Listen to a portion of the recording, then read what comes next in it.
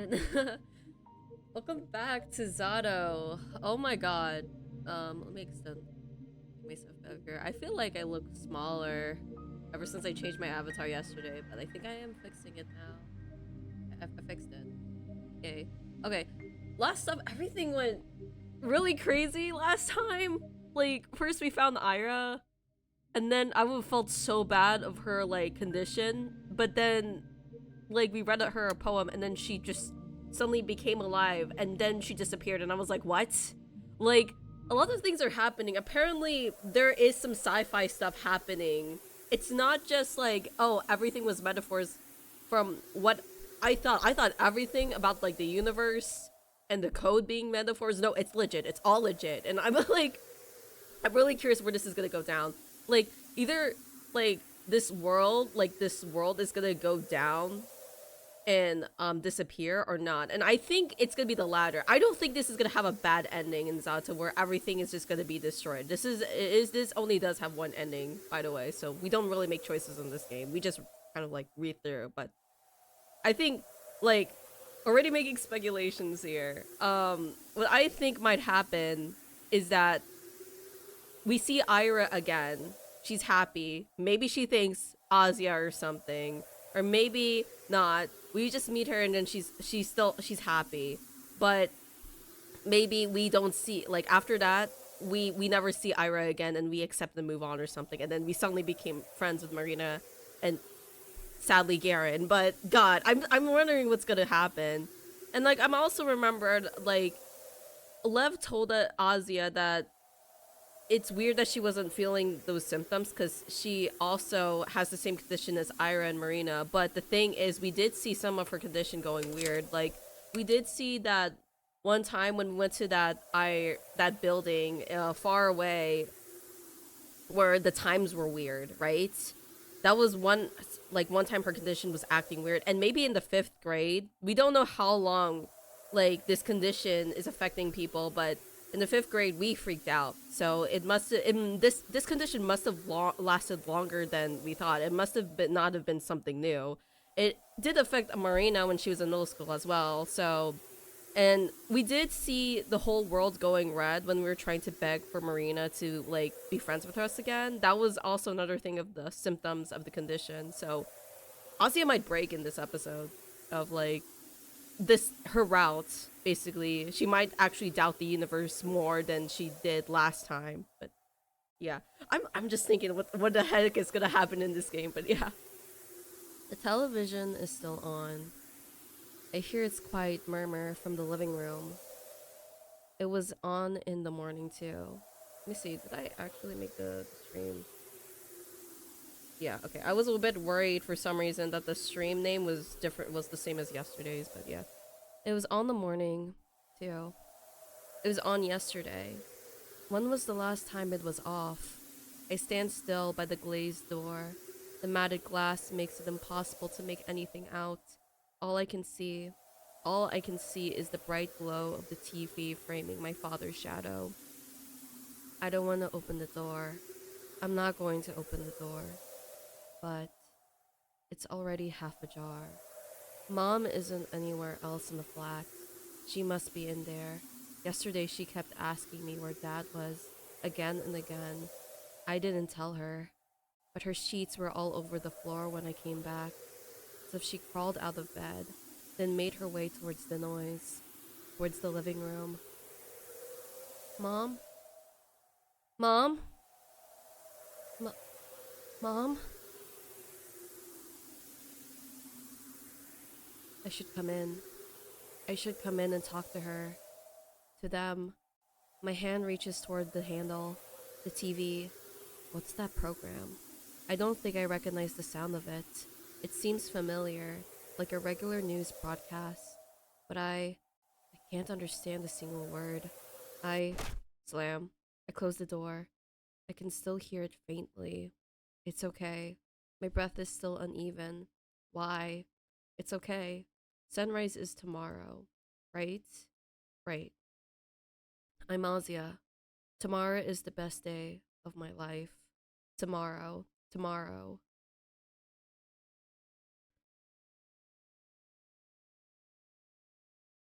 My eyes snap open.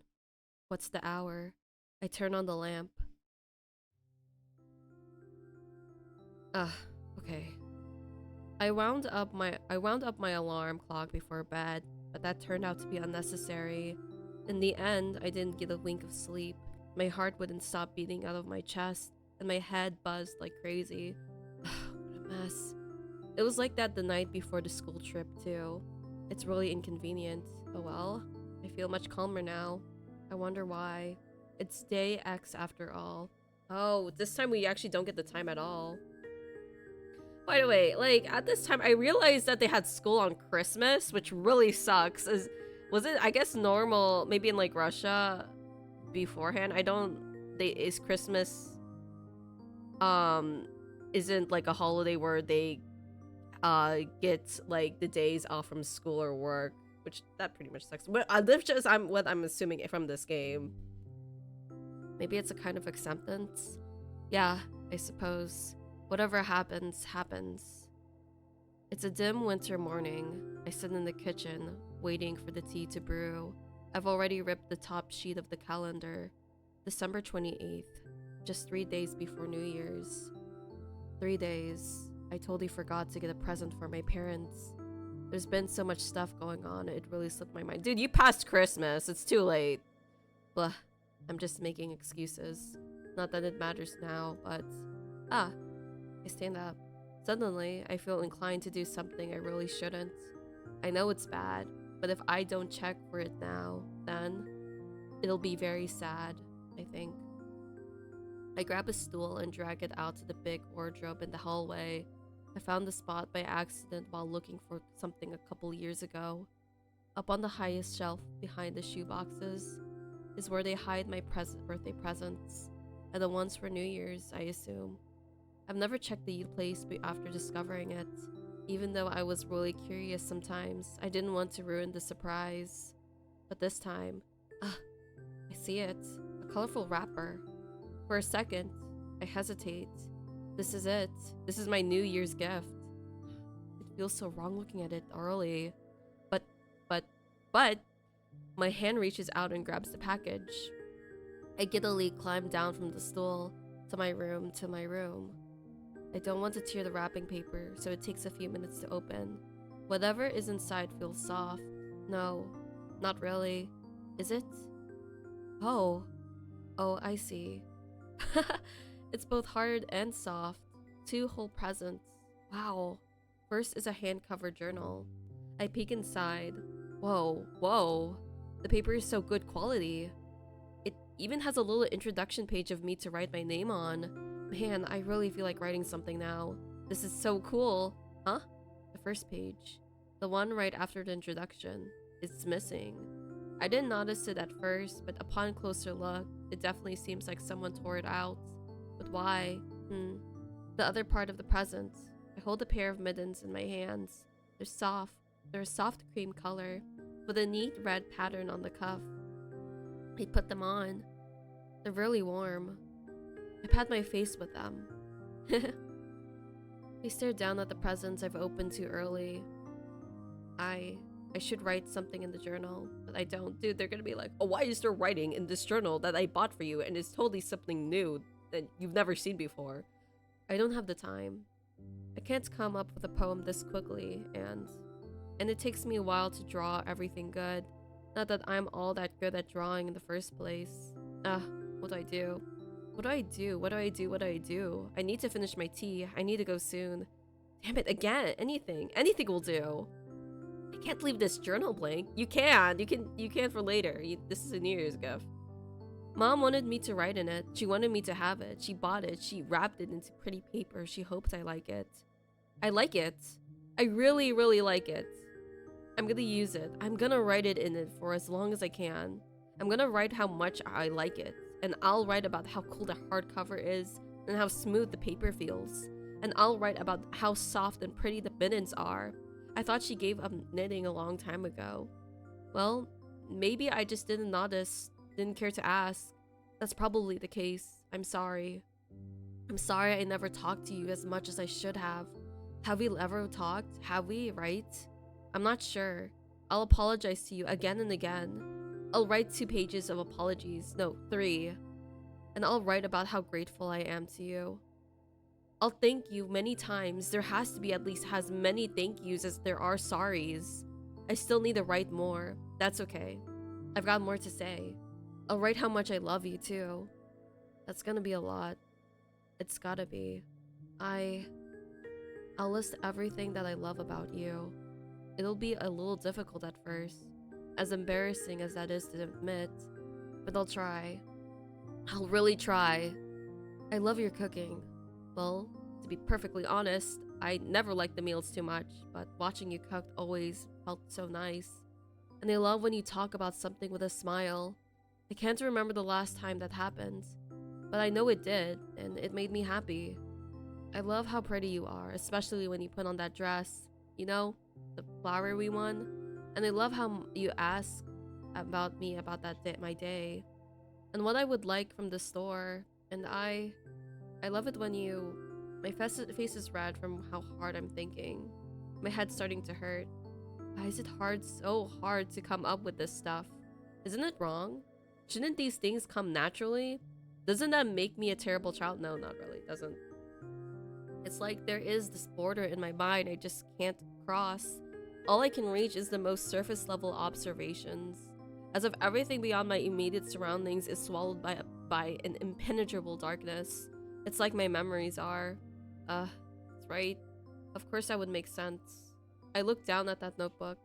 Despite my reservation, I've managed to exhaust a good dozen pages. Skimming them now, my grammar isn't very good. It was never that bad, was it? Perhaps it's time I stopped. My hands feel sore. I shake my wrist and glance up at the clock. Crap, I really need to go. But it did feel so nice to write here. This really is a wonderful present. Thank you so much. Thank you so much. Thank you so much. I love you. Signed. Asya. Signed, Asya. My name is Asya. I closed the book and grabbed the mittens I've left on the bed. Why is she saying, okay, I'm noticing. She's saying my name is Asya. I am worried that we are gonna forget our name. They're really lovely too. Of course I'll wear them. I gotta get dressed. The tea must be cold by now, but that's for the best. I'll just down it quickly. Then I'll brush my teeth, brush my hair, make myself look decent, and then I'll be on my way.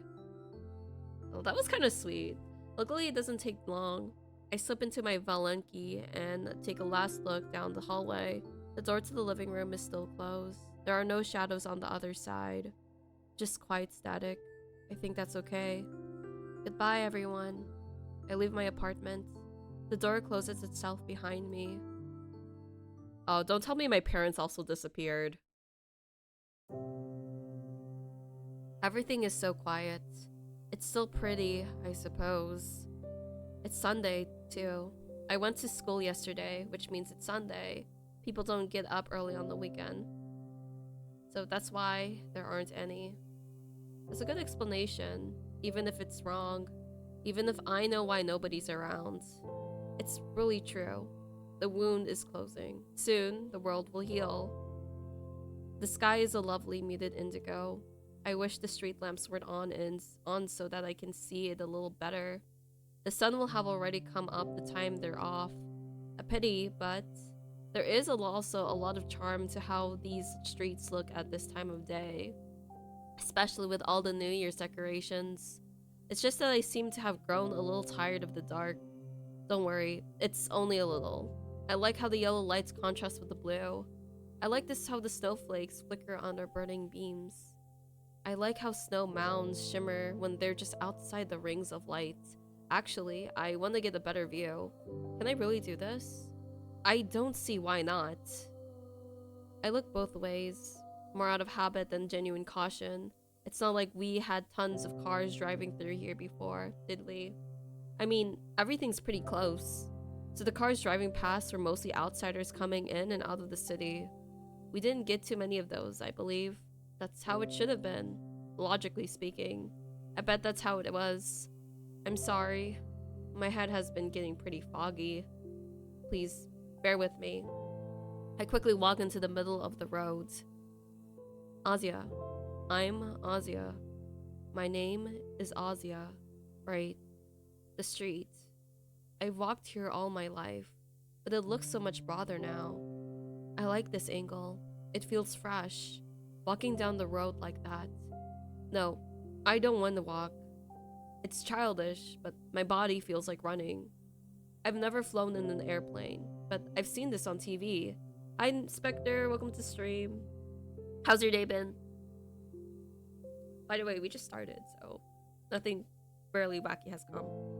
Or more plot twists. Yeah, I'm ready for it too, dude. I am ready for what this game is gonna throw on me, and I'm wondering. I didn't check, but I am speculating this might be the last arc because I do not think Garen will have an arc. I've been good. Kind of busy today, but now I'm glad that I'm starting this stream because I really want to see what happens in Zato. Just like the street ahead, with street lamps on each side. It's pretty close, right? And just like a plane, I'm going to ascend above the clouds. Hey, thank you. Up to the stratosphere and beyond. This is my landing strip. I'll spread my wings, I'll rev my engine, and take off! Haha, what are you doing? Garen, is that you, you motherfucker? Poof. I stumble and collapse into the snow. What? What? What? I shuffled to get back up to see the person who just spoke to me. The voice that laughed. It can't be, it can't be, it can't be. What? What? Oh, is this Tazia? Wait, I just realized. Asya and Tazia. Is Tazia our imaginary friend? Because her name rhymes with Asya. That can't be a coincidence. I don't know what voice to give to you. I'm running a... Watch where you're stepping, will ya? That's Marina's. We might have to switch later. Tazia! My body moves on its own. Hello there.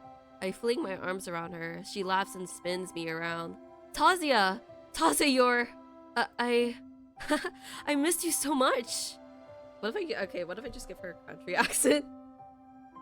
Or no, I don't know if that's fitting.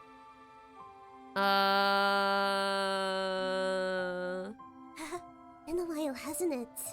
I can't stop giggling. It's hard to speak at all. Tazia's laughing too. We settle down to catch our breaths. I'm so happy you're here. I really thought... I thought I'd never see you again.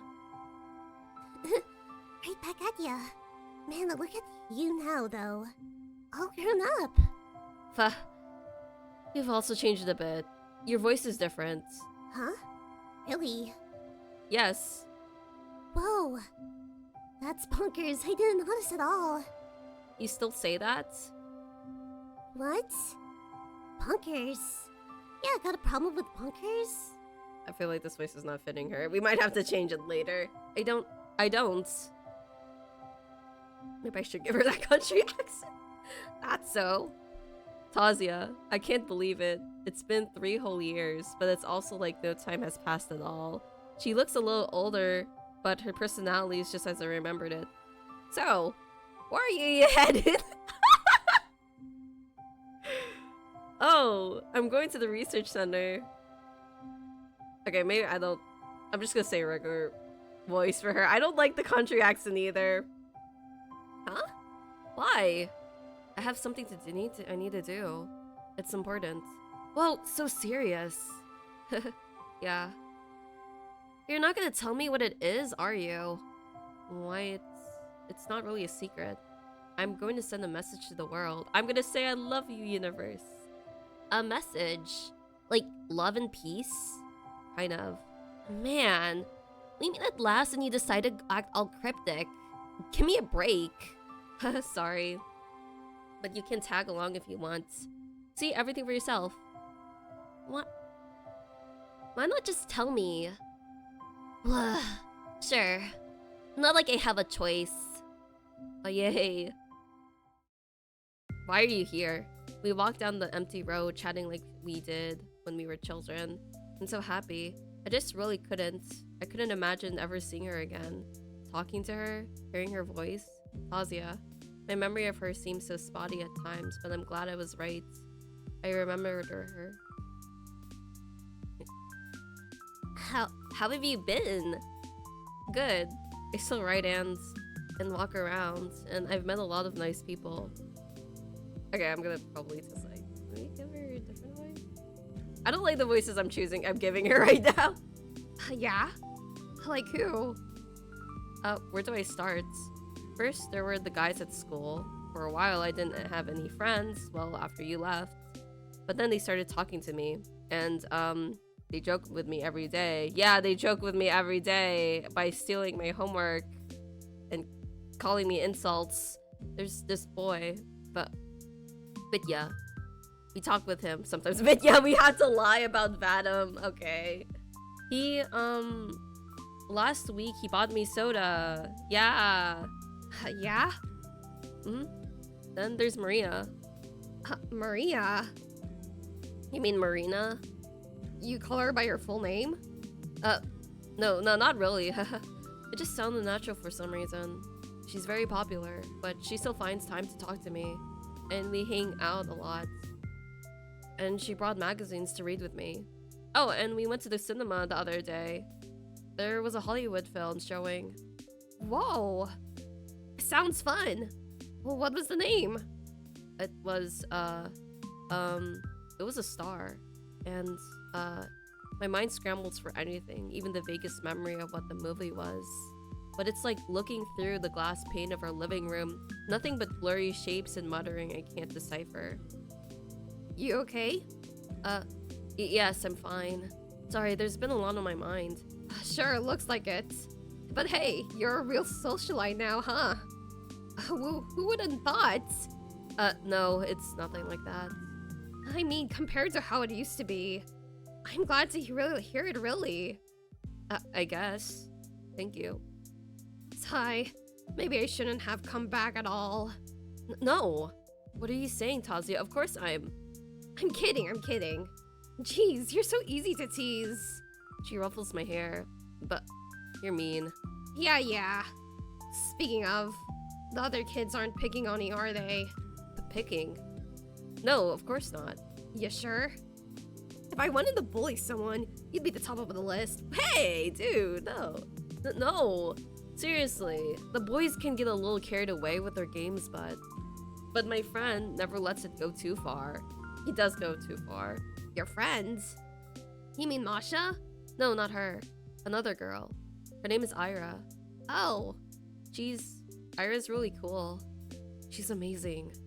She can come across as a little unfriendly at first, and the way she talks is sort of rough, but she's a very kind person. And, now that I think about it, you two are pretty alike. Well, if you say so. Wait, are you saying I talk like a brute? I didn't say that. I said sort of rough. And I'm supposed to be the mean one. It's not bad, though. I like that about you two. Haha. Ever heard the words backhanded compliments? Nope, not really. I'm a little jealous. I wish I could talk like that sometimes. You know... Nah, never mind. Hey, you can't do that. Spit it out.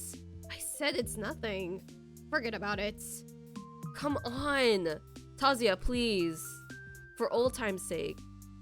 Don't make those eyes at me. Seriously. It's gonna sound bad. It's okay. You're often say bad sounding things. You? Fair enough. Alright, well... It's stupid. She scratches her head and looks away. Yeah, Tazia is just as she's supposed to be. You're kind of a wuss. She can't argue with that. Oh, Kamsogo, welcome to stream. Hi. How was your day too?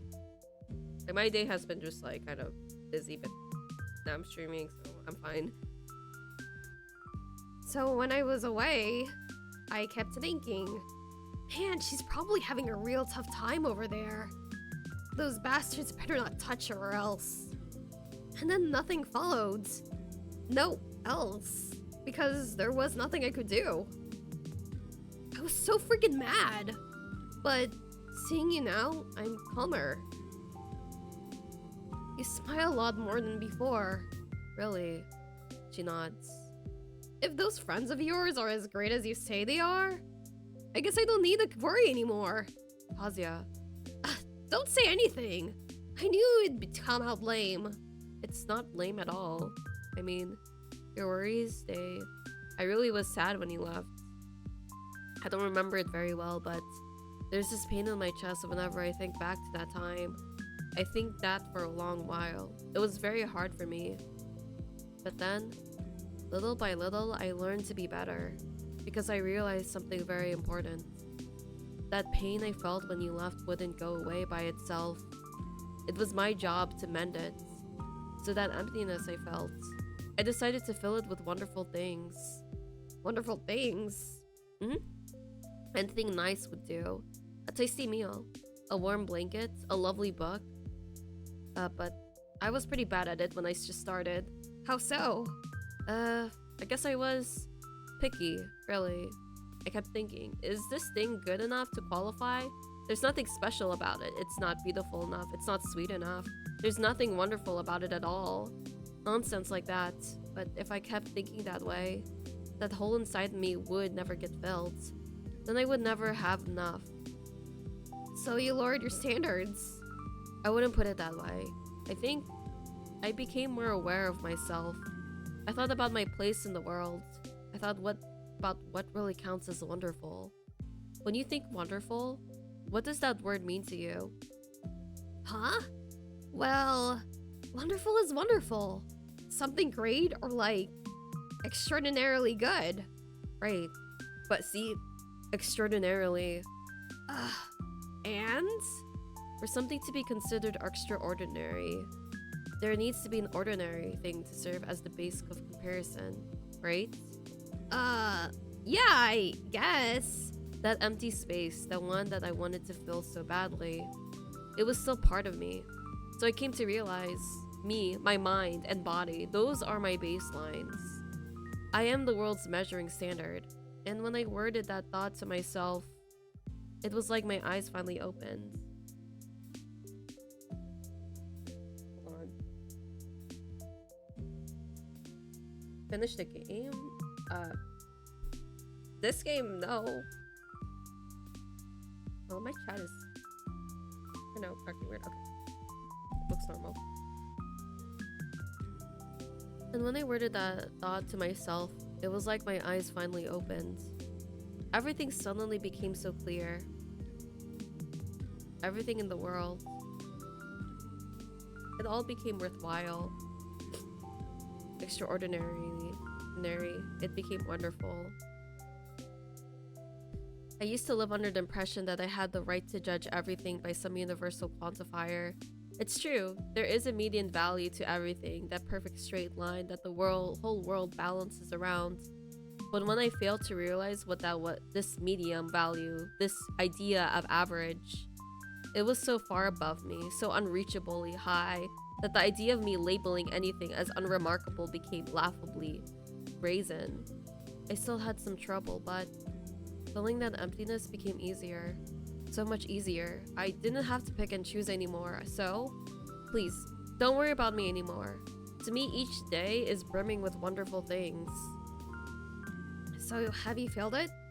That hole in your chest. It's... I don't need to do that anymore. Because you're back. I have you here now. And I have my friends too. So I'm not in the friend category anymore. No, that's not what I meant. I'm teasing, dummy. You still take everything to heart, huh? You just don't let up. Hey, gotta make up for all the lost time. Anyways, Asya. Listen, the stuff you said. Asya sighs. She looks like she's about to say something I'd rather not hear. Sorry, but I don't need this right now. Look! The complex! I run towards the entrance. Wait! For a second, I hesitate. What am I going to say once I enter? They'll stare at me expectantly, and I'll probably blurt out something weird. I'll make a total fool of myself. Then I'll... No, enough. That kind of thinking, that's just a force of habit. I know none of this will happen. That's because... Huff. Easy there, jeez. Asya looks over the door and buildings titled plates. So, you're just gonna waltz into the place? Well, I'll give it a shot. The windows are all dark. Click. Oh, It's open. Is no one in there? Wait, why are we here in the first place? Are we getting more medication? I don't think it was clear why we came here. It takes my eyes a couple seconds to get used to the darkness. The hall. I haven't been here in so long. It doesn't feel familiar. you think there's a light switch somewhere here? Yeah, let's go look. Found it. What? The room suddenly fills with light. Ow! It's Tasia! Please give a warning next time. Oops, sorry. Ugh. I blinked to adjust my vision. Right. I don't recognize this place at all. I say it's been a long while, but it's only been 3 years. Everything from the time is still so hazy. Well, where to? The top floor. So up the staircase. Alright. How about grabbing a flashlight then? I don't want to search for switches every time we climb a floor. Sure, but where would you get it from? The janitor should have one. I suppose. The empty janitor booth by the entrance is open as well. Tasia marches in and begins shamelessly rummaging through the drawers. I skim the key rack. I'll probably need one to get to the roof. But for some reason, I have the certainty that it won't be necessary. All the doors in the building are unlocked. I know this for a fact, but if you asked me why, I wouldn't have a satisfying answer. Not here. Not here. Oh! Oh! Holy crap, check this out! She pulls out an outdated calendar. Every month has a bikini model to go along with it, bruh. That's great. It's foreign too. Is that a Lithuanian? I'm not sure. It looks like Mr. Janitor know how to keep himself busy. Tasia, we don't have that much time. Yeah, I hear ya. Soon enough, she fishes out a flashlight from a box under the desk. Now we're so prepared as we'll ever be. Our footsteps echo through an empty building. The first floor is still bright, but crossing into the second feels like diving into a pitch-black pool. After a bit of muddling, Tasia shines the flashlight into the void ahead. The beam illuminates a statue by the wall. It's thin and wiry, but the shadow casts a rather intimidating shape. Are you scared? Me? No! I just don't like this place. I think it's interesting. There's nothing interesting about it. It's just a big old garbage bin. That's harsh. That's too soft. Honestly, I know we're kind of like that. Shouldn't you of all people be a tad more critical? Why? They're the reason we got split up in the first place. Doesn't that make you mad at all? This place? I suppose, but I just don't remember it all that too well. I see. I'm sorry. Don't worry about it. I'm just a bit surprised considering... Well, whatever. Maybe it's best for the best. Is she, like, also part of our minds? Because she just suddenly appeared out of nowhere, right? Tasia just randomly appeared. And she's saying this is the place that made us separate. So maybe we took this medication when we were younger, but we don't remember, maybe. Or something. They did something to us. Sorry. Apologize again, and I'll kick you. What? We keep going up and up and up. The sky outside the windows is starting to brighten, but it's still too dark to walk without a flashlight. I think I'd be really creeped out if Tasia weren't here with me. Then again, maybe not. There's nobody left to harm me after all. If I've made it this far, it means the universe has willed it. And if the universe has willed it, then I'm following a predetermined path. There's no point in fearing a fate that's predetermined. I shouldn't be scared. I shouldn't be worried at all. But I want to watch to watch the halo slide through the stairs and walls and railings. And I keep thinking of that scene from a cartoon, a really popular cartoon I can't recall the name of. The episode when they are stuck in the dark cargo hold and the bunny makes scary shadow puppets appear in the flashlight. It got me so spooked as a kid. Of course, I'm not afraid of things like that anymore. It's just this vague memory that keeps rattling around in my head like a coin in the washer. A little irritating, but it's not worth dwelling on. Which reminds me. I know it's probably unpleasant for you, but... Yeah? Do you remember why you had to leave? That. You don't have to if it makes you feel bad. Piss is what it makes me.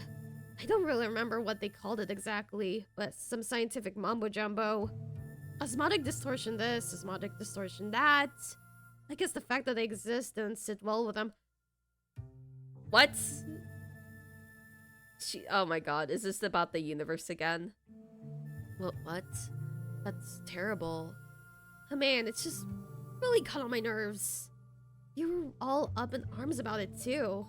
I can imagine. Sorry. Seems like I couldn't do anything in the end. You did everything you could. Honestly, I'm kind of surprised they let you go after all that. What do you mean? Your ability. Huh? You know, Willing things into existence. what? Wait, we're an experiment too. What is going on with us? Hey, don't quote me on that, okay? I'm oversimplifying it. It was all pretty complicated, you know? Not like all your wishes came true or whatever. But essentially, they said you had the potential to cause big distortions. It's a big distortion. It's that's hold my head. Right, that does sound about right. Something like that. I've heard something like that before, 3 years ago. No, just then. Long after I've heard very similar words. I've known someone who wanted to create the distortion but failed. Because, and they said you were one of them. Distortions? Pretty much. I think I tipped off some sort of radar. I see. That rings a bell. A bell I can just barely hear. An office, wires, someone talking to me in a friendly voice. It's also dark. It's impenetrable. I feel as if I'm trying to illuminate a ballroom with a matchstick. Damn it. Do you remember anything after? After you left? Yeah. Aside from the stuff you already told me. Well, I furrowed my brows. After after she left. What happened right after she left? All I can remember is the feeling of deep despair. Jeez, it's fine. You look like you're gonna pop a vein. I'm sorry, it's just really hard. I feel like I'm just about to grasp it, but it slips away. It slips into an awful feeling. Like, I've lost all hope. Oh well. Who cares if you don't remember that details? I'm here now, yeah? Yeah. I'm really happy about that. I got that the first time. Oh, look! What is this?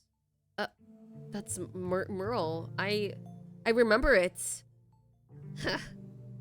So that head of yours ain't completely empty. But it's not like I forgot stuff on purpose. You can never be too sure for you. Like you're being mean. Sorry. I approached the wall. My fingers traced the ridges of the mosaic. It's so cold. I feel like I'm repeating movements. My eyes are drawn to the large window panes just to the right.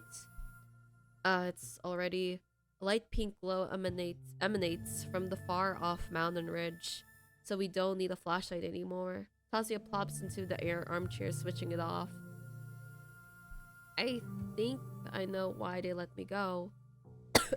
Hold on.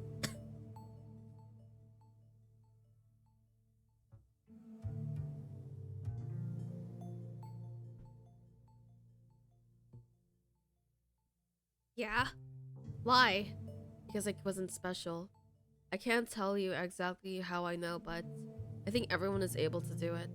To create these irregularities. That's so. It's just a feeling I have. My memory is spotty, after all. But I figure it works like this. Distortions grow with belief. So the more people are involved, the easier they are to stabilize. Maybe some people just don't need as much outsider help to make them stick. Some even cause them unintentionally. Like you. Uh, probably, yeah. If my ability is what you say it is, that it exists in every living being. Most people just don't realize it for some reason. Well, then it's better to stay that way. You think so? Yep. Yeah, or else you get this. He gestures around the hall. The complex. The complex. The people. The whole freaking city. Everything just gets twisted.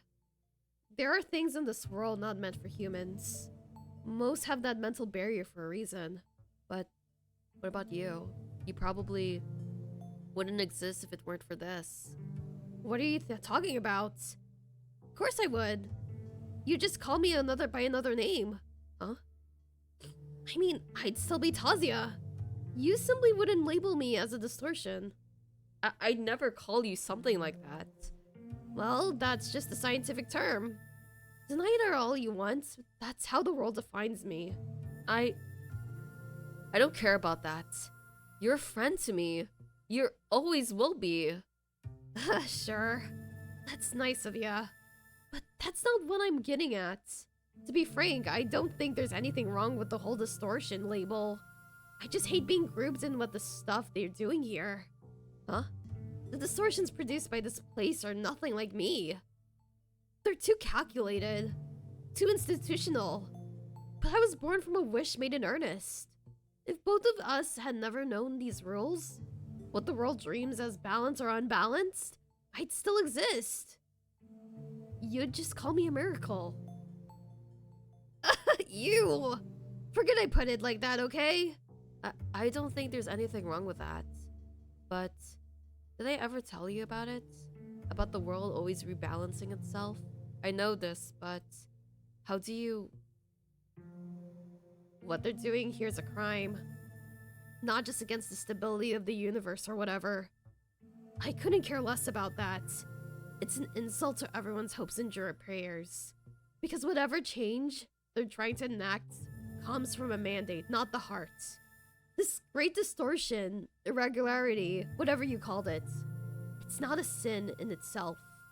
The cynicism behind it is. Tazio sighs and reclines back into the armchair. I don't have anything to argue with. I see. I thought I've reached the very end. I didn't think I could fall any deeper in love, not at this point. And yet here I am. So it turns out that you're quite the romantic. So pure of heart, huh? Do you have a heart? Not in the traditional sense, of course, but... doesn't matter. Whatever passes for a heart in you, I hope my message reaches it.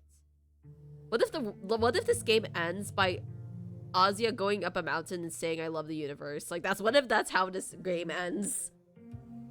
The glow keeps getting brighter. I check the clock on the wall. Tazia, we have 30 minutes left. Let's go. Yes, sir. And finding the exit to the roof doesn't take long. Just a separate staircase down the hallway. I press on the handle.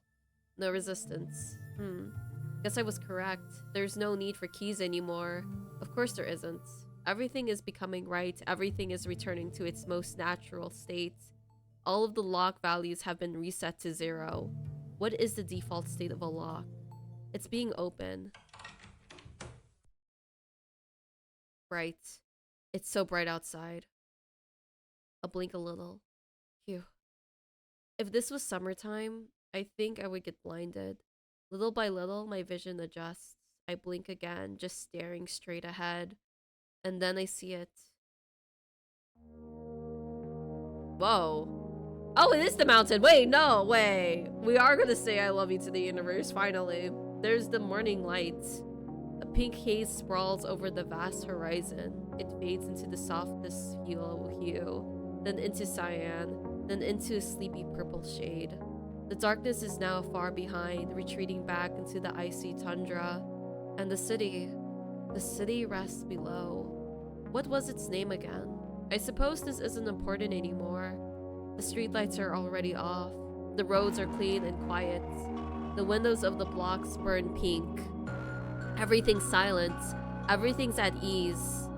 And right about me, stretching up into the soft violet sky, is the radio tower. Ha! The snow! Huh? It's falling upwards! What? Whoa! Yo! Wait, this is cool. What? I take a look around. Oh, you're right! I didn't even notice. The white flakes split off of the snowy mounds and calmly float up to the heavens. How cute. Everyone's going home. I stretch my arms out. The snow coats the bottom of my mittens. By the way, you still afraid of heights?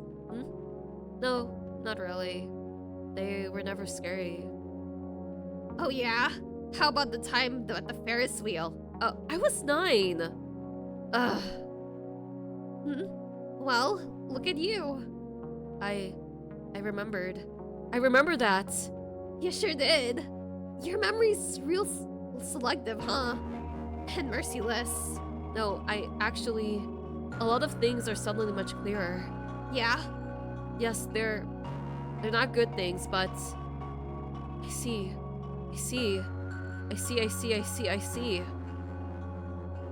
I've used up all the matches Tasia gave me. The dark ballroom, the massive hall I couldn't hope to ever illuminate in full. Thin morning light began to creep in through the windows. The corners are still drenched in darkness. The shadows cast by the columns, rows of splat black chairs and drapery are still the same impenetrable black butts. I can finally see around me. I see where I am. That lovely pattern on the marble floor, the beautiful exotic vases, the dozens of paintings lining the walls. Ha! There I go again. Ballroom, lavish decor. Who am I kidding? The place that I struggled so hard to see was no more than a stuffy little room. The morning light shines through a concrete crack, not through an arched window. The beam falls not on the marble, but onto. There isn't much to fall on. My own pathetic figure writhing on the floor, crying for Tasia, the smell of gasoline inside a pitch-black body shop, a shattered window leaving painful cuts, apologizing to everyone's parents, my dad getting fed up with my hysterics, my mother's sad, embarrassed face. It's all just so boring.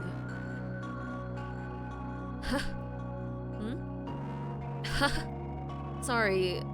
What for? You asked if I remembered anything from right after you went away. So? It's not even worth talking about. You already knew that, right? Yeah. You're still gonna do it. Of course. That doesn't change anything.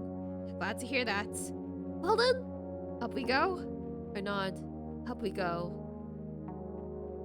I hate to admit it, but looking up through the metal railings back makes me a bit nervous. I grab onto the service ladder and begin it to shake just to make sure. Seems very stable. Not even a rattle. That's good. I mean, of course, it should be safe. This place had to be well maintained.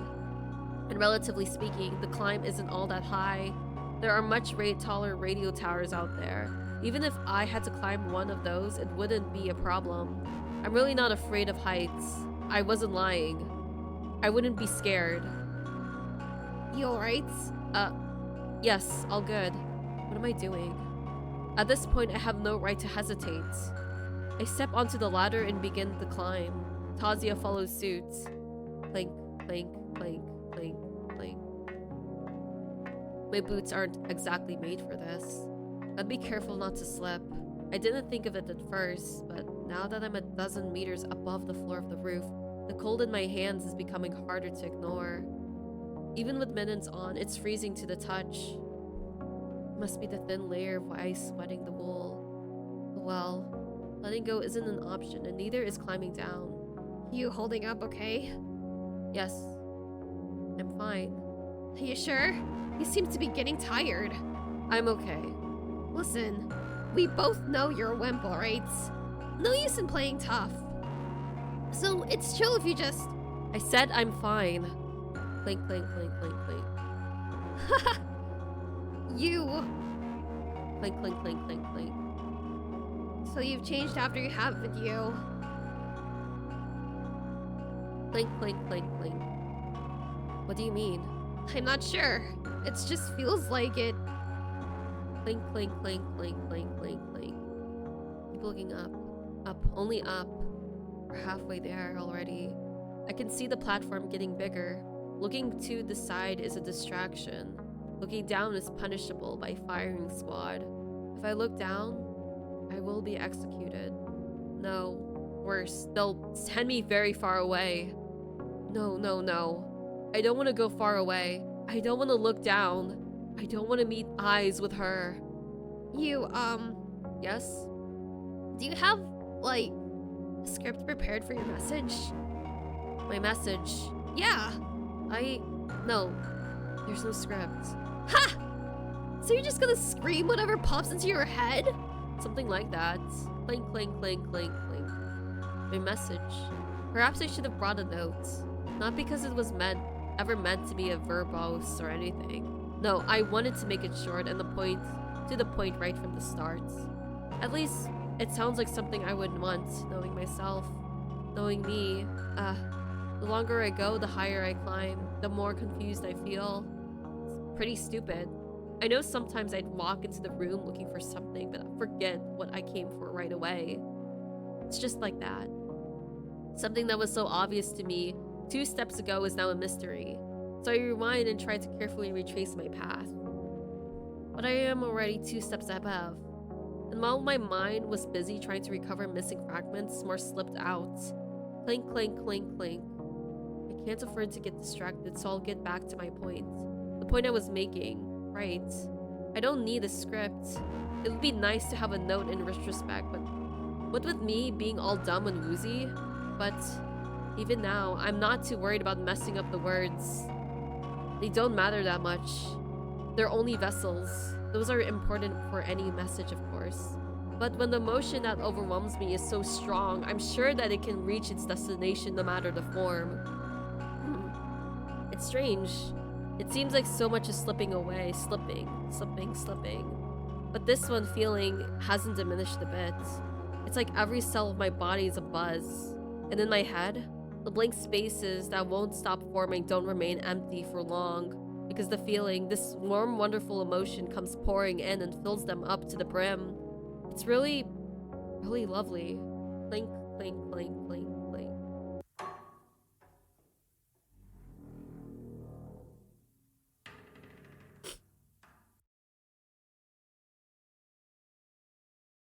Oof. I cover my face. It's so windy up here. I hope my scarf doesn't get caught on something. Why did it switch to me without, like, yeah, without Asya's face? I crawl up to the platform and immediately slouch against the tall antenna. The ache that's been numbing in my arms and legs for a good portion of the climb has suddenly become very apparent. Hold on.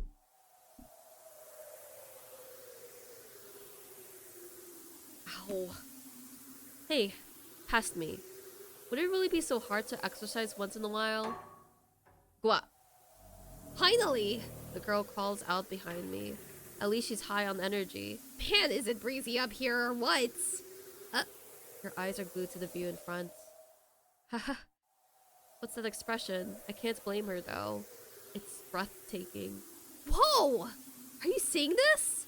Yeah. This is punkers.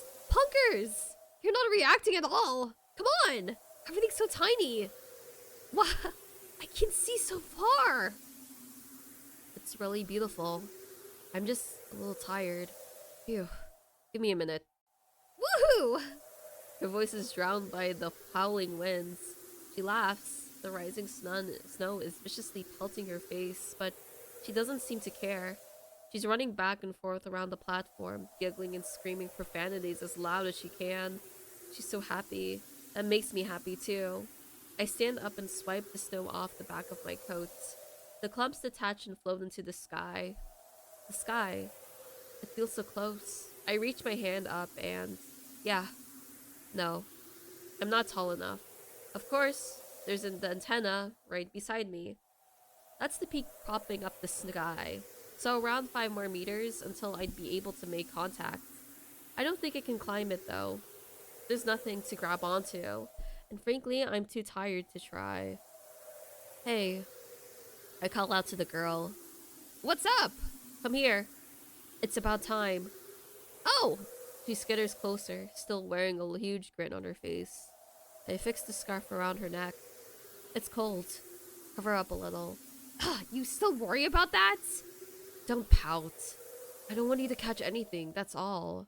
She lets out a sigh of resignation. Are you my mom or something? I could be. You never know. No way. Why not? You look too young. Maybe I'm blessed with youthful looks. Uh-huh. Where's my dad then? Dead. Yeah, your dad's dead. I poisoned him. Oh my god, Asya. Scary. It's rising.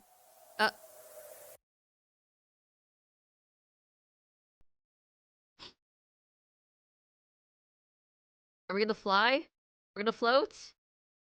Oh my god, the sun!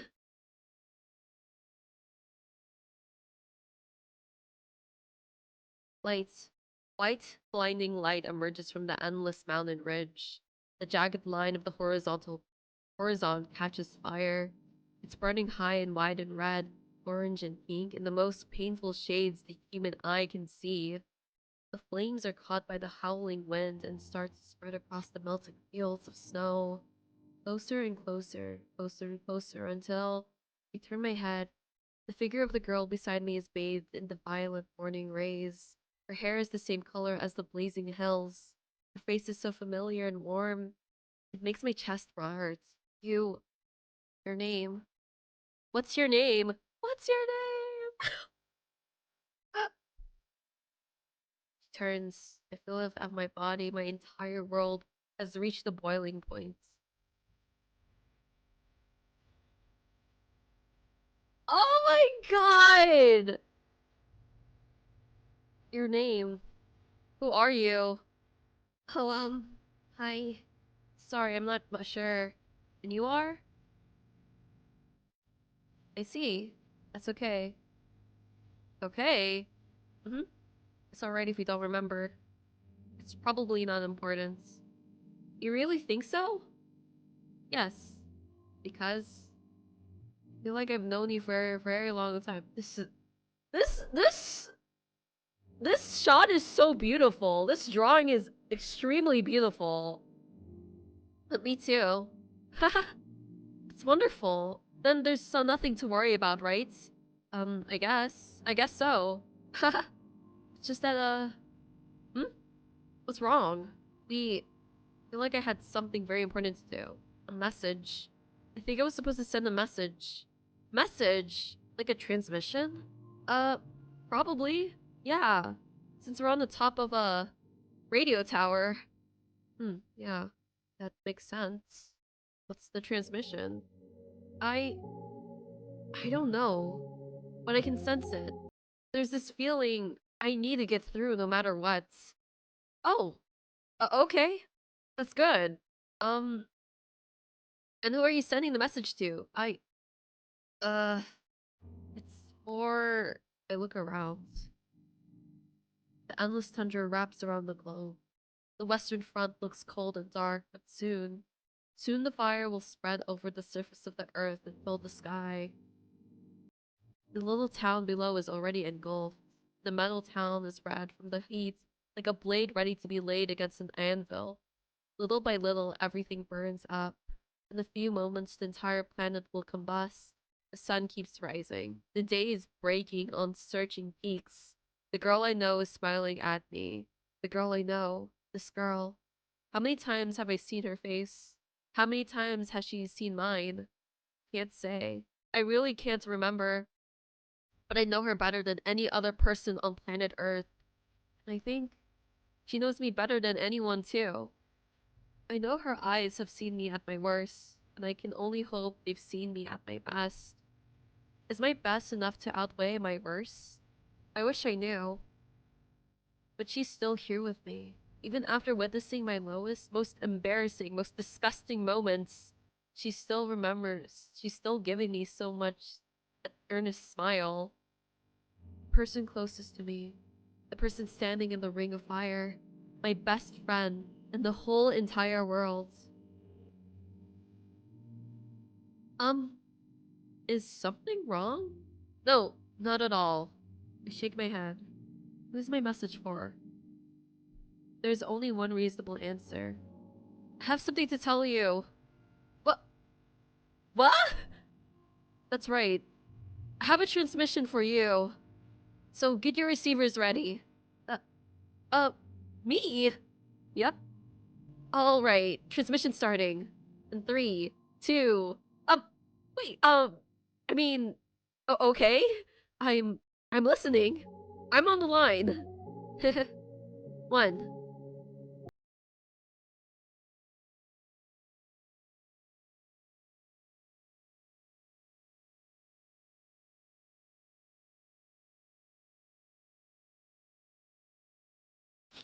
December 28th, 1986, the polar night for all districts of Vorkuta, including the towns of Forgasha or Komsomolsk. I'm sorry if I'm butchering these names.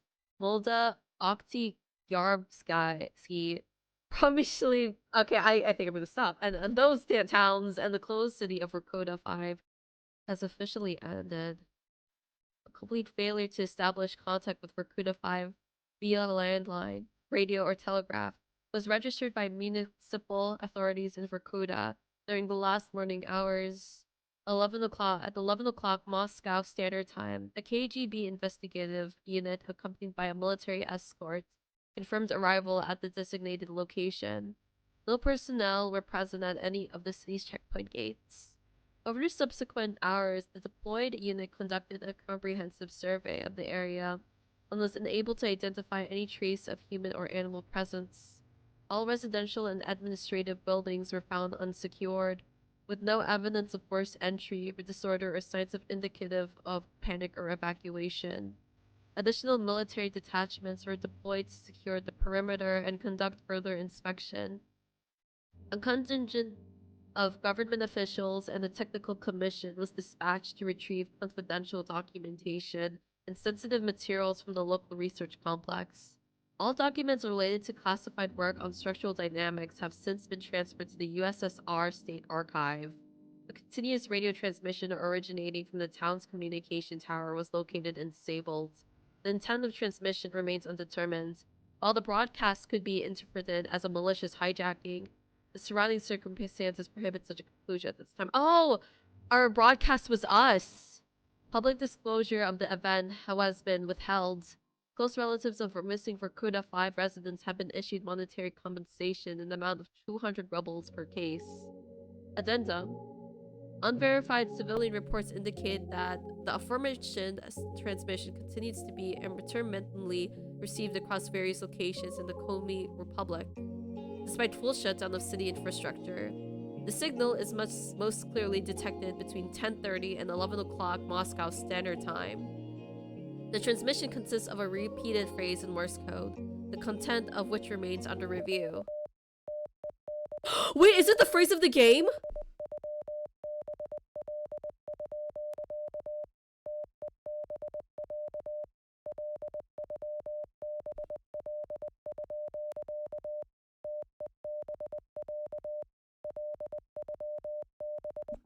Taking a while.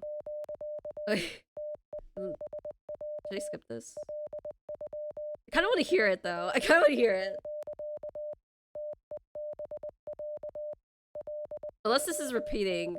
But I can't tell if it's repeating, I'm not gonna lie. Okay, maybe I should. It's taking a while, sorry. Okay. Then pause. Yeah. Come on! You're so freaking slow! Damn it, give me a sec. Oh. Huh? Should've just done it myself. Would've been faster, I bet. You... What? You know it's true. What? Well, Is this a joke, or, Because of you, really, the message, idiot. It's what it says. Oh. Huh. You serious? Yes. Look. Oh. Real funny. I love you. I love you. I love you. I love the world and everything in it. That's it!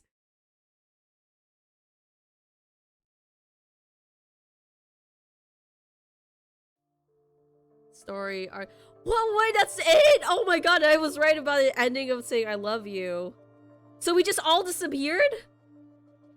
Dude, we just became everyone literally just went out of existence. What? Okay, like there's definitely like a metaphorical meaning to this, and also like a sci-fi. There's definitely a sci-fi component, which like I want to look more up on this, right, of like the sci-fi stuff. So apparently I feel like the stuff was very last minute with the sci-fi related stuff of revealing about Asya actually creating distortions. Thank you for playing. Oh, that's a cute picture of Asya. Oh, yeah. Is there gonna be continuation? Is there anything else? That's it. That's it. Where am I gonna look at my gallery? Oh man, I can't believe that's it. We don't see the characters get. Dude, the last time we see the characters, it was so sad. They were sad, dude. Okay, and then this is us. This is goofy. Oh man. I can't believe that's it. And yes. And then there's the scene where like they switch. Oh man, they put a lot of emotions in this. Yeah. Although this is a cute scene too. This is really cute. And Tazia. Tazia looks very similar to Asya, which makes sense now. So I'm wondering, thank you for reading Zato. This is a small collection of sketches that I've made cover over the course of its development. Careful, they are a bit bright. 14, 15, 15. Oh, they're the same age.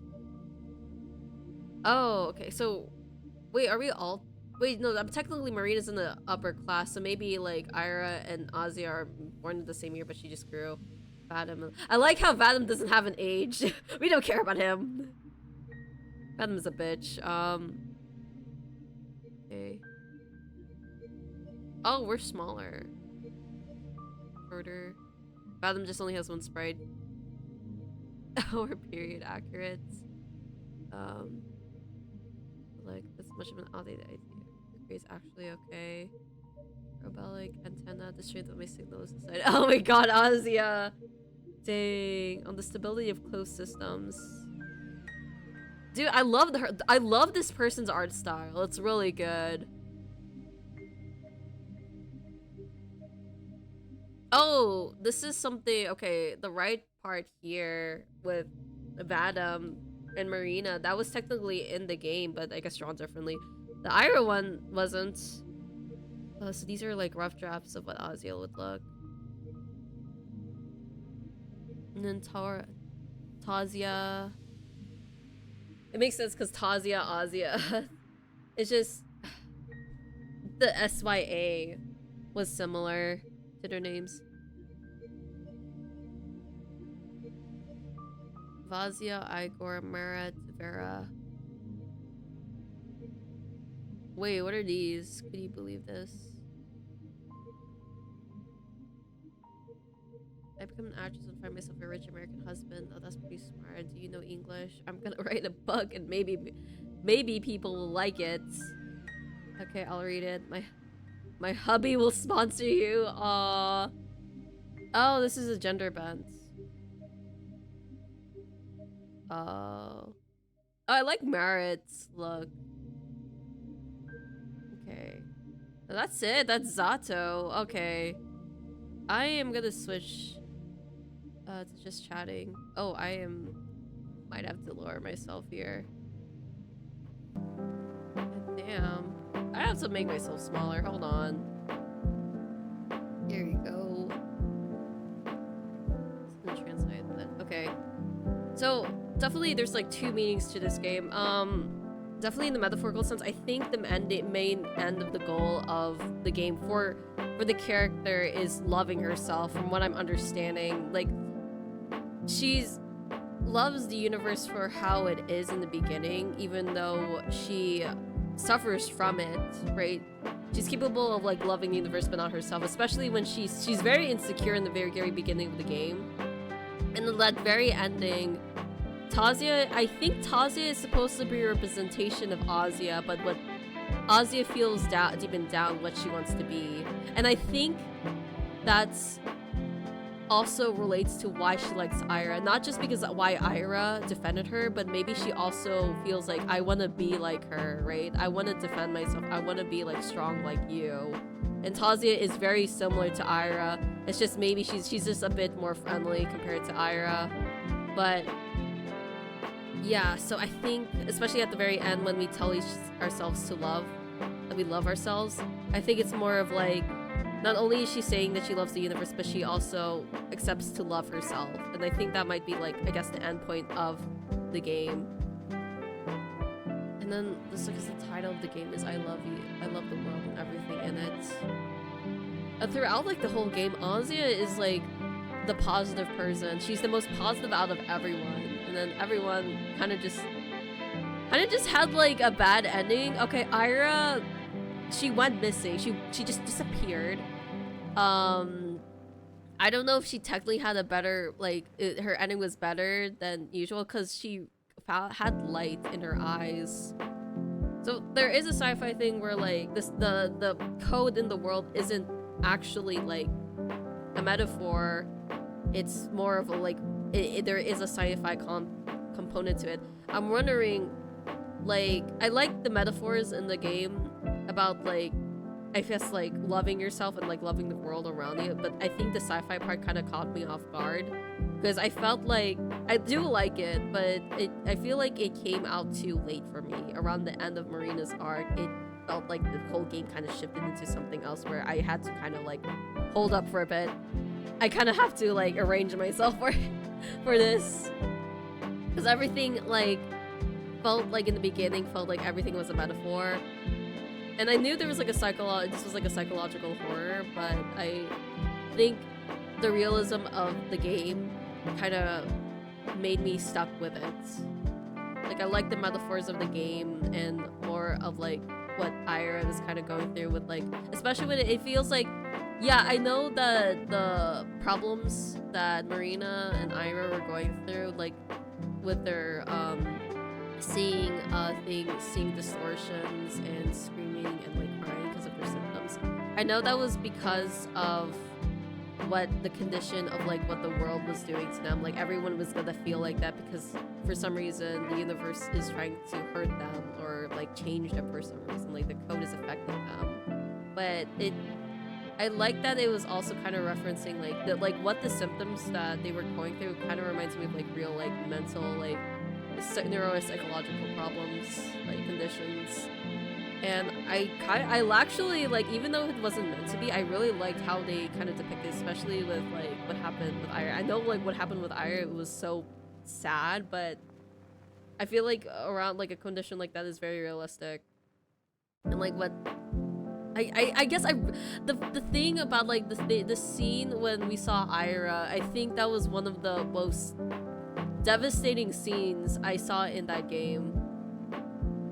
It's just like Ira, I think, is the type of person where she doesn't want help, and maybe it might be related to like parents and background, but like I guess it's a result of like wanting to stop something that for some reason she wanted to stop this medication, and like the result of these symptoms getting worse because she abruptly stopped that medication because she wanted to take care of herself, and in a way that was her downfall. Trying to not rely on other people was her downfall.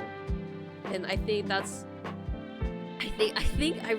I liked her arc. I liked where she was going through, because in the end she did need help from people. It's just she was just ignoring people because she thought that she just needed to help herself, and that was just a sad thing to her at the end. With Marina and Vadim, I still don't like Vadim. I don't know, I wonder if a lot of people in the Zato fandom really like Vadim. I still don't like him. Yeah, there were some sad parts about him. Yeah, he did care about Marina. There were some parts he did feel bad about Asya, that doesn't make me wanna like him still. He did awful things to Asya, and he would probably never apologize even though he feels bad. Right? There is a bit of humanity with him, but still, he's still a terrible person at the end of the day. You still continue to bully Asya. So that was like, I just my mindset for Fathom has not changed. Marina, this is like another case. Okay, so this was a thing that I want to know. I'm wondering if Marina had Ira there the whole time, because that's what it felt like to me, which makes me wonder if she was there the whole time in Marina's apartment. Why did they go to Ira's apartment in the first place? Which kind of confuses me, because I was wondering if that was supposed to be like, oh, we go to the apartment so Asya would think that, to shift Asya's perspective to something else so she wouldn't suspect me. Ooh, but one, I feel like she would know Asya wouldn't think that way. Asya would trust her a lot. And two, her reaction with the book that Marina had, Marina's reaction to the book, she would not have that reaction at all if they're trying to go meet with Asya, with Ira. And they made so much effort too to see if Ira was at the apartment. So I don't know if she was trying to fake it about going to the apartment for a certain reason. She didn't even need to bring Fathom too. She didn't need to bring Fathom. I was confused by that. Like, I'm wondering if Ira was actually there the whole time in the apartment, or she just suddenly appeared. Because I would also believe if she suddenly appeared, because she just disappeared also. So, I want to know if that was like really like clear. I feel like hopefully it's more of like she suddenly appeared in their apartment the day after they went to Ira's apartment, and then they tried to help her. I'm wondering if it's something like that. I guess maybe I'm assuming Ira was never in that apartment as well. She was never in her apartment. That's what I'm gonna assume. Yeah, and Marina was wrong about Ira being in that apartment. If she really thought that Ira was there and Ira was never with in Marina's apartment. Anyway, to the sci-fi part, I really think that the part where we find out that Asya apparently went to the facility when she was younger, and that they wanted to get rid of Tazia because she was a distortion. I wish that material was kind of hinted a lot more earlier. Yeah, I think some of the hints were like, not Tazia going away, because I think that's a pretty broad hint, but more of like when we went to the building and we saw the times changing, and then we ran out. That must have been like the hint.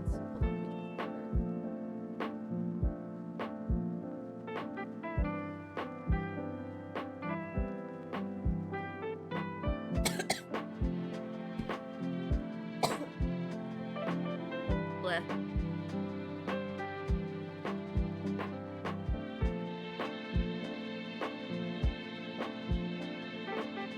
Okay,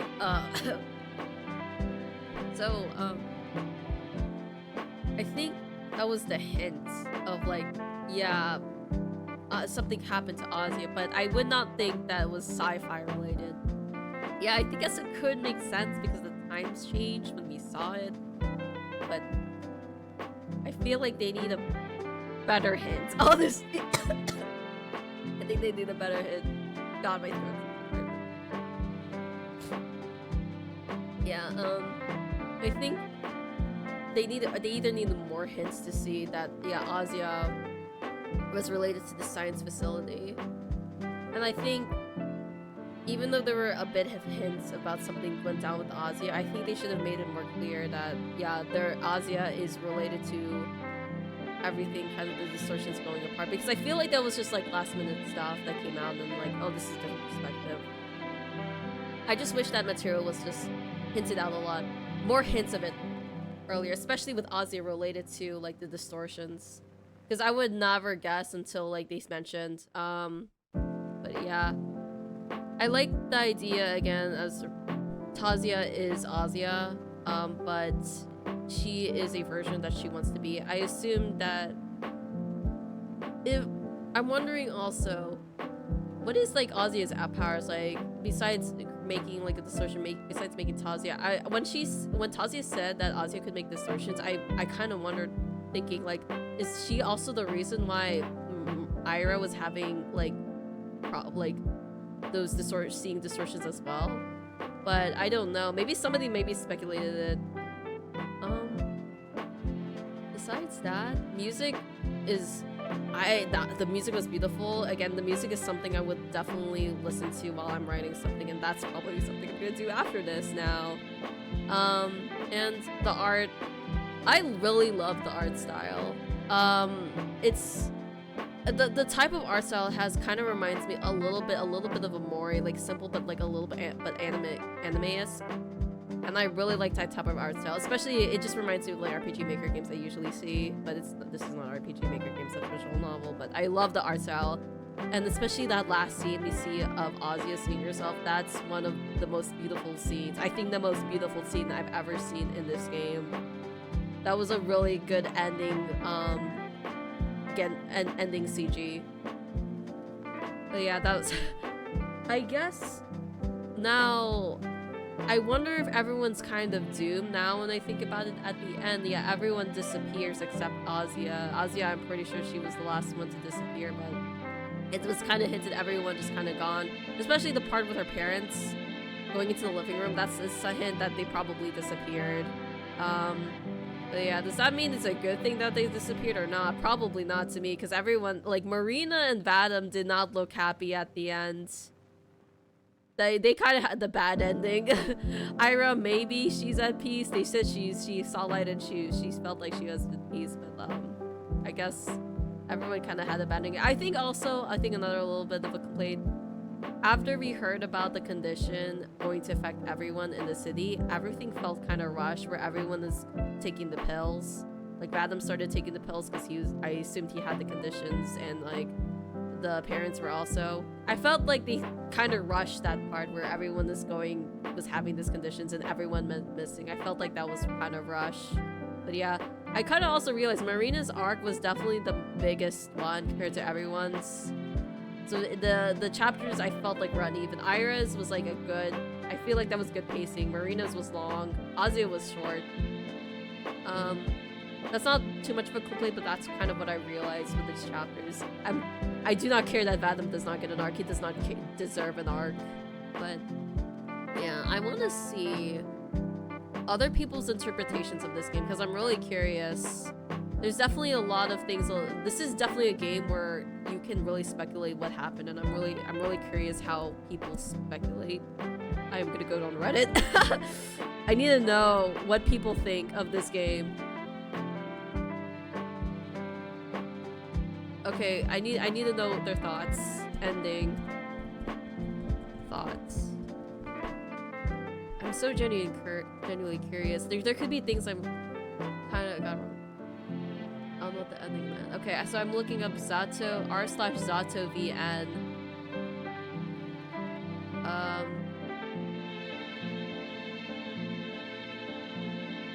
I'm reading these comments, by the way, so sorry if I'm quiet.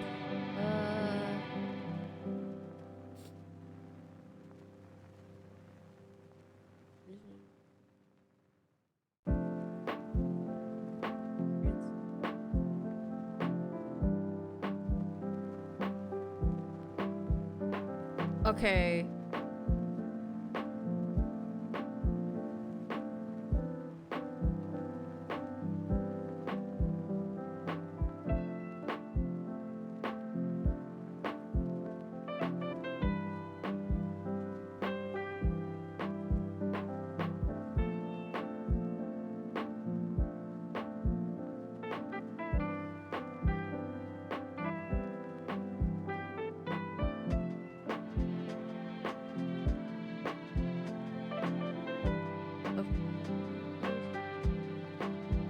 Oh, there's not that many people who know about this game. Hold on, I need more thoughts.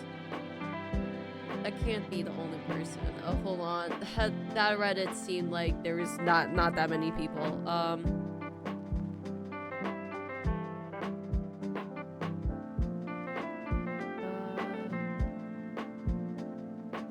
Oh, apparently there's a short webcomic.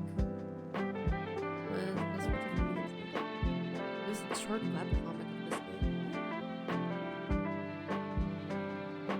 Oh, it's in tapas. It's called Execution. Parties Are the Losers Prelude. So this doesn't look like it's with the main characters from the story, but different characters. I'm assuming that has to be related to like they're related to the research center. Oh my god. Okay, is there anyone who has their thoughts? Explanation for the ending? Yeah. Okay, this is another r/Zato VN.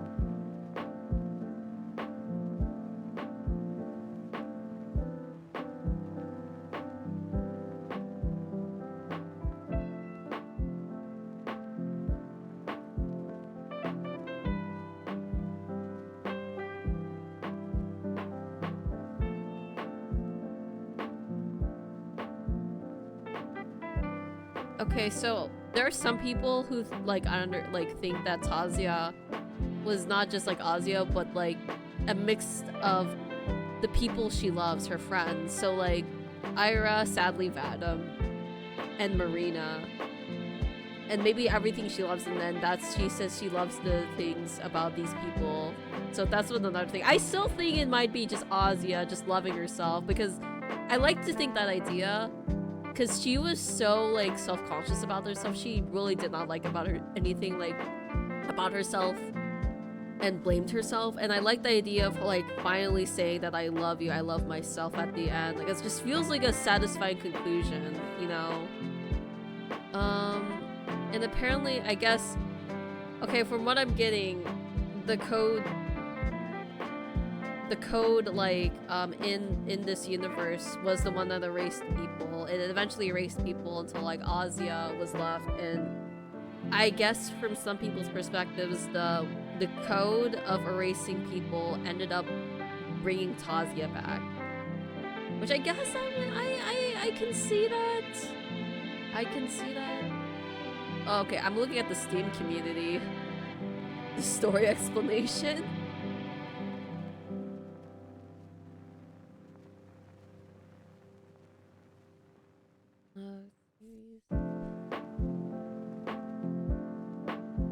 Okay, so Zato is something based on Russian. I'm not sure what that is.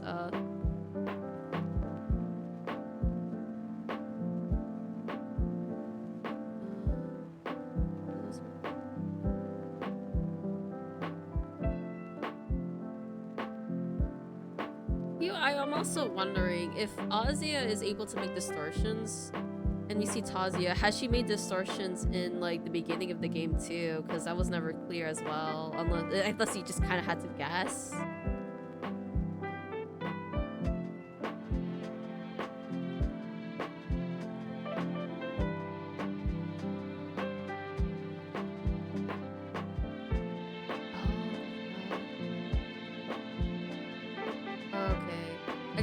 So like since Asya can alter and create distortions, I guess like Marina and Ira had the same ability too, right? Because they have the same condition. And I guess from on here on the story explanation of the discussions on Steam community, it's kind of I guess Marina was trying to bring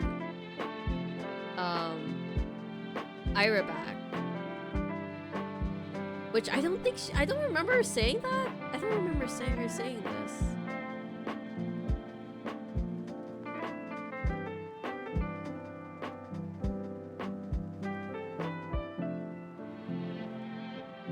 So I think also, I guess the reason why the universe tried to erase the Vorkuta is because of the facility. That makes sense, because Tazia was like, oh, this whole place is terrible. It's not, it's rewriting the universe. The universe tried to erase it.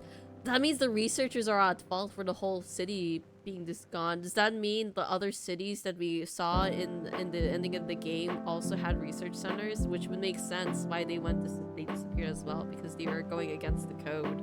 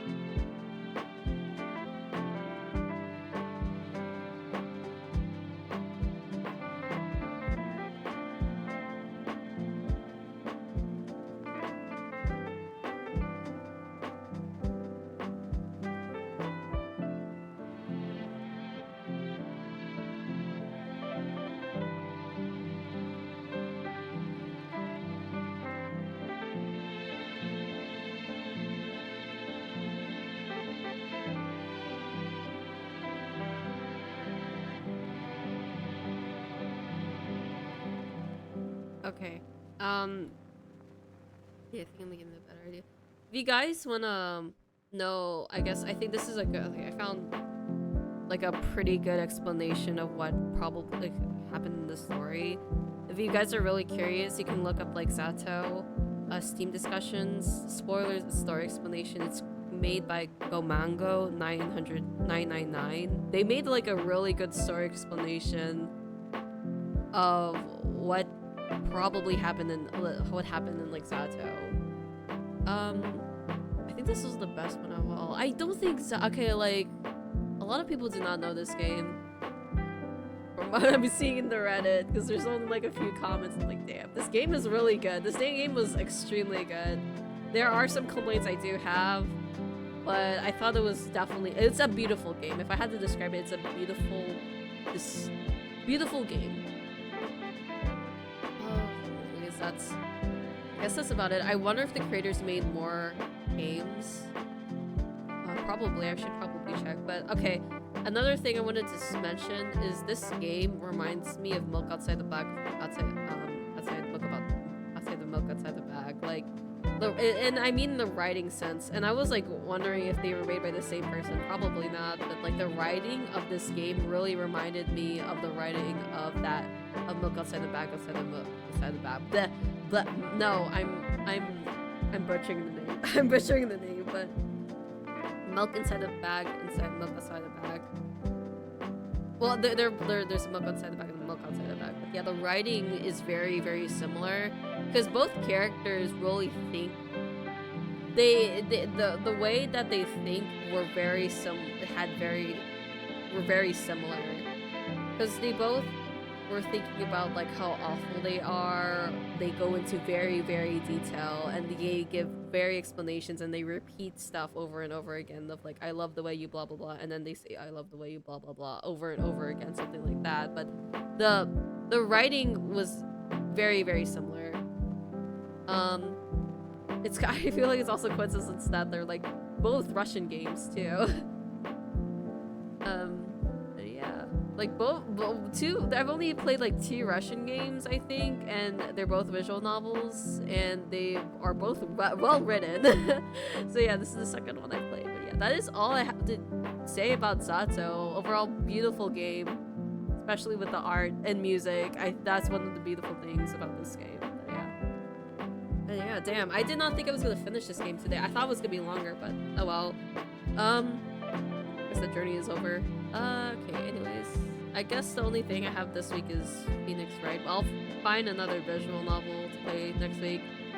It's gonna be a while since I played other RPG Maker games, so sorry, but there's been like a lot of visual novels I've seen that are pretty good. I'm gonna give them a chance. But yeah, I will be heading out. Hopefully you guys have a good day or good night wherever you are. Bye.